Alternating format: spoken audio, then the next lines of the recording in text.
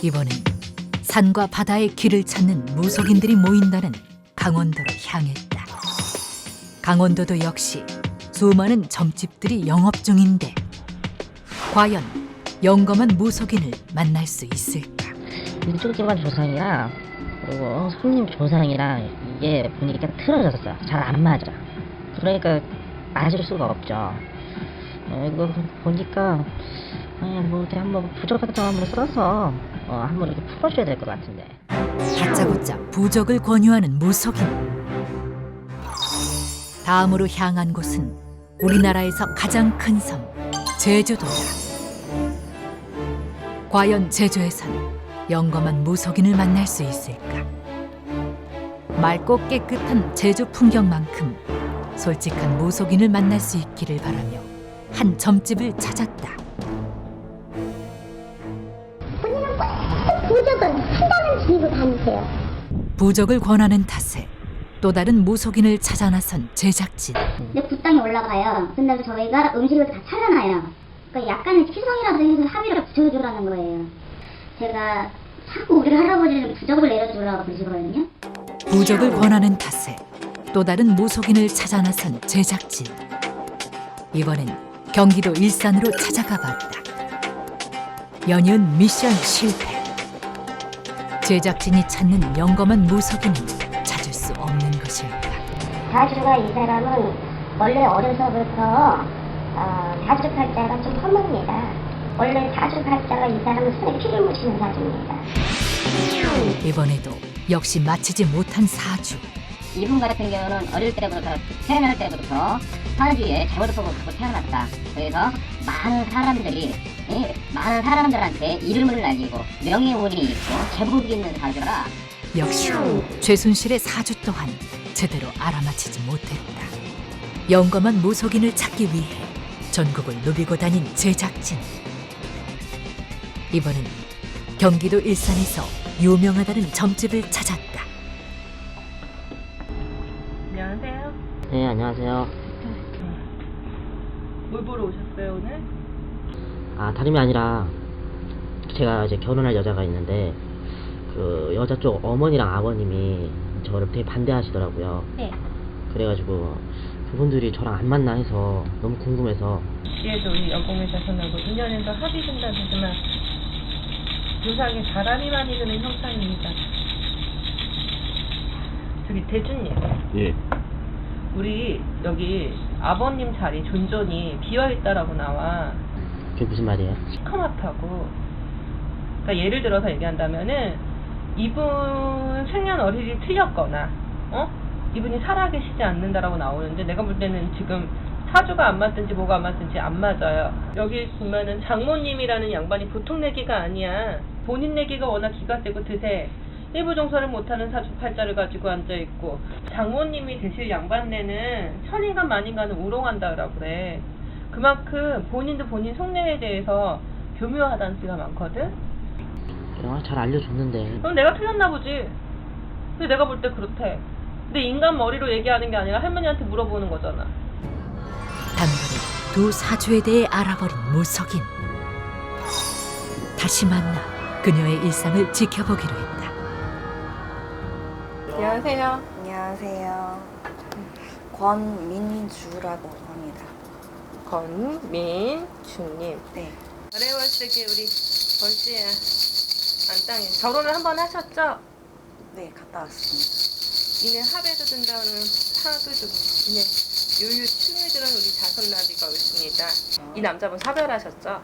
네, 전 부인이. 전 부인 사별하셨죠? 네. 일단 전에 결혼하시던 그분하고 인연이 아직 안 끊어졌어요. 네. 그 집안에서 아직 언니를, 그러니까 서류상의 정리는 했다지만 조상간의 정리는 안 됐다는 소리예요.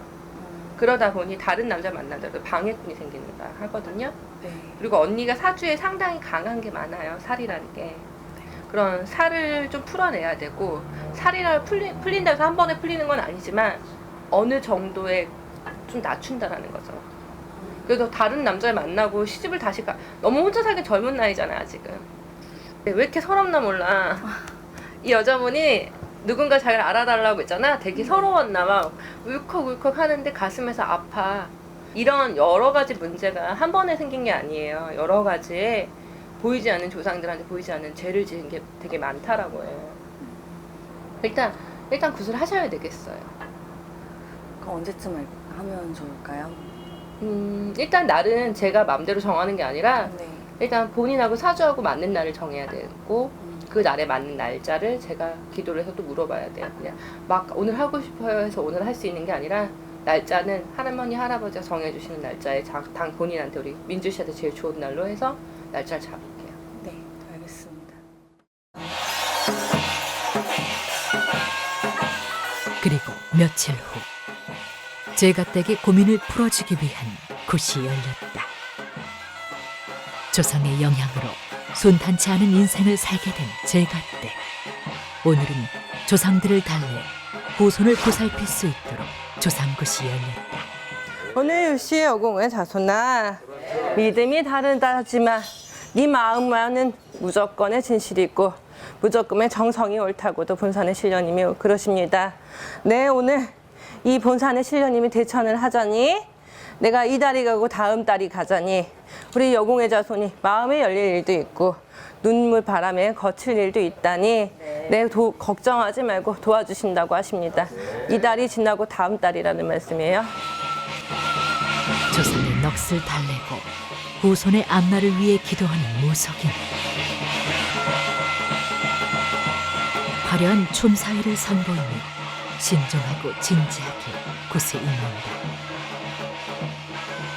옷을 바꾸며 다양한 신들의 모습으로 굿을 이어가는 무속인.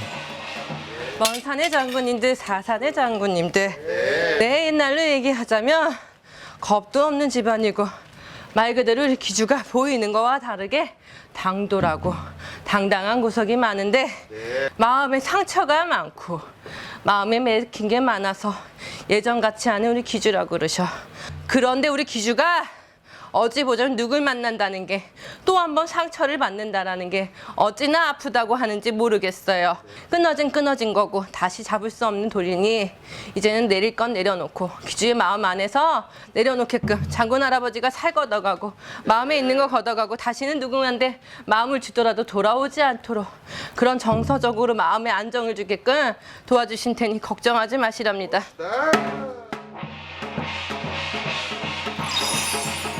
기나긴 시간 동안 계속 이어지는 조상굿.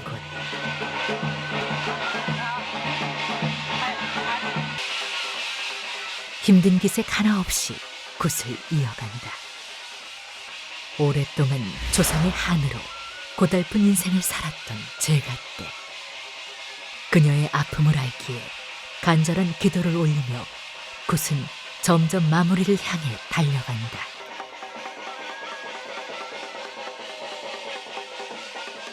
신의 영검함을 볼 수 있다는 작두 앞에 선 무속인. 본격적으로 작두에 오르기 전 깨끗하게 몸가짐을 위해 발부터 씻는다. 영역이 최고로 달해야만 오를 수 있다는 작두. 날카로운 작두 위에 올라 춤을 추기 시작한다.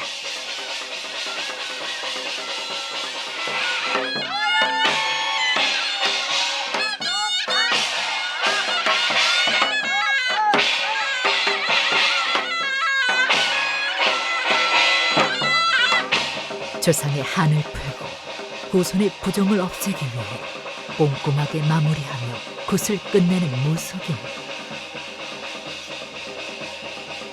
굿을 하기 전보다 훨씬 밝아진 제갓댁의 표정. 과연 오늘 굿은 잘 됐을까? 선생님 생각에는 뭐 잘 되나요?